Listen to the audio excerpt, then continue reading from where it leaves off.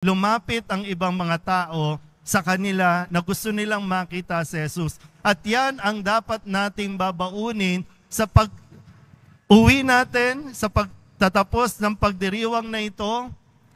Ang karanasan ninyo ang magtutulak sa kanila para gustuhin din nilang makita si Jesus sa susunod na pagdiriwang. Magsasama ka, makakainganyo ka dahil sa iyong buhay, dahil sa iyong halimbawa, gugustuhin din nilang makita si Jesus. Pero kung paiiralin natin ang kayabangan, paiiralin natin yung pagmamataas natin, may hirapan silang makita si Jesus na nakita natin. Sabihin nyo nga po sa katabi ninyo, huwag kang pabida. Sa mga nasa labas, sabihin nyo nga po sa katabi ninyo, huwag tayong pabida. Kanina po kasi sinusubaybayan ko yung mga posts kasi gusto natin ipakita sa Jesus. Pero sadyang may mga tao na medyo nakakalimot na sila na ang nakikita, mukha na nila ang nakikita. Ang gusto natin, makita si Jesus. Ang gusto natin, makasama natin si Jesus. Sana po, ito ang ating maging misyon, ito ang ating maging hamon sa pagdiriwang natin at lalo tigit sa pag-uwi po natin sa inyong mga tahanan. Sa pag-post ninyo ng mga picture, ng mga images sa inyong mga social media, si Jesus ang inyong ipakita at hindi ang ating mga sarili. Amen?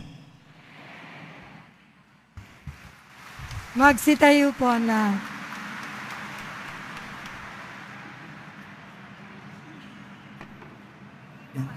Ipahayag natin ang ating pananampalataya. Sumasampalataya ako sa mga makapangyarihan sa lahat na may gawa ng langit at lupa. Sumasampalataya ako kay Jesucristo, iisang anak ng Diyos, Panginoon nating lahat.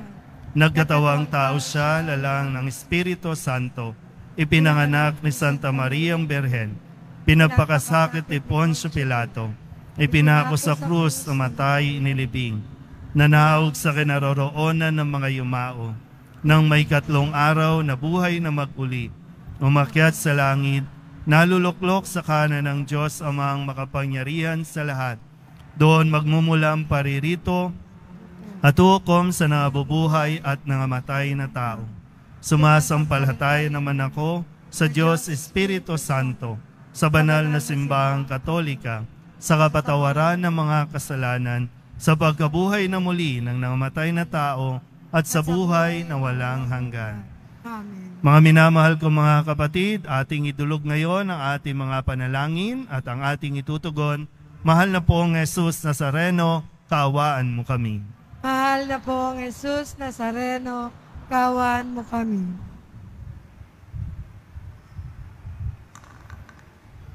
Upang ang Eukaristiya na ating tinatanggap sa komunyon at inihahandog sa misa bilang alaala ng mga hirap ng mananakop ay magdulot sa atin ng wagas na pagmamahal sa Diyos at sa kapwa.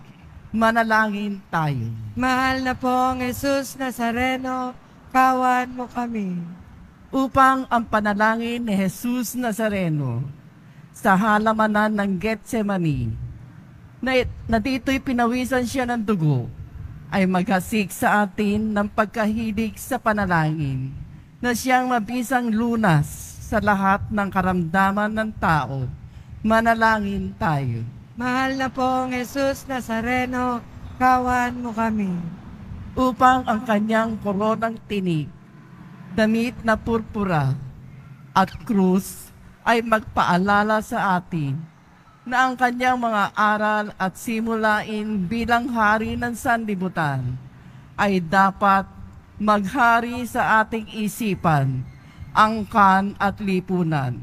Manalangin tayo. Mahal na pong Jesus Nazareno, kaawaan mo kami.